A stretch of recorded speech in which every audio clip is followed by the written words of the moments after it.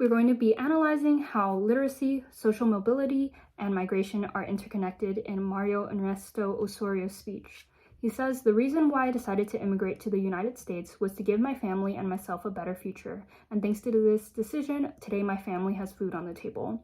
In this first passage, he is addressing the importance of social mobility and how he knew that immigrating to the United States would lead to improved social mobility for his family. Then he provides background to the English classes at Emerson College and the perspective of the workers there. He says, "We wanted to improve our work and we all decided that learning English would be very important. Honestly, it is what we have least accomplished, but we have learned very important things that have made our convivencia easier." Now, in these two passages, he is discussing how these workers were aware that by improving their literacy in English, they would have a better life in the United States because it would make communicating with others, comprehending others a lot easier for them.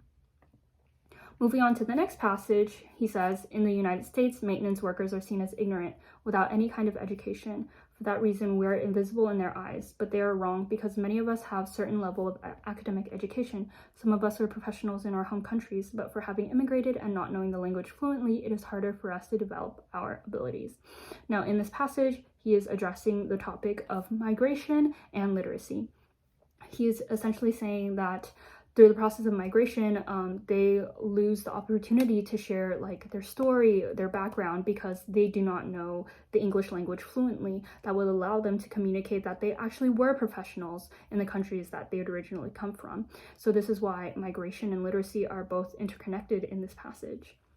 Then moving on, he says, "I think there is a big difference between the children of Americans and the children of immigrants when it comes to federal financial aid and access to the best universities and colleges." Again, he is discussing social mobility here. He's addressing an issue that is very prevalent and how the children of immigrants typically have more obstacles to access resources and opportunities compared to the children of Americans. These obstacles could include low literacy in their parents and among other factors. Moving on, he closes by saying that the education system should have new subjects that give their children a more responsible way of understanding why people immigrate. They should be taught the truth in a dignified and respectful way so they can better understand the convivencia between people of all nationalities and the importance of diversity for the growth of this country. Basically, in this passage, he is touching on the idea that translingualism, transnationalism is very important to have in communities in the United States because it allows people to welcome new cultures, new languages, and to merge these ideas in a way that is very accepting of everyone, that does not make others feel shameful.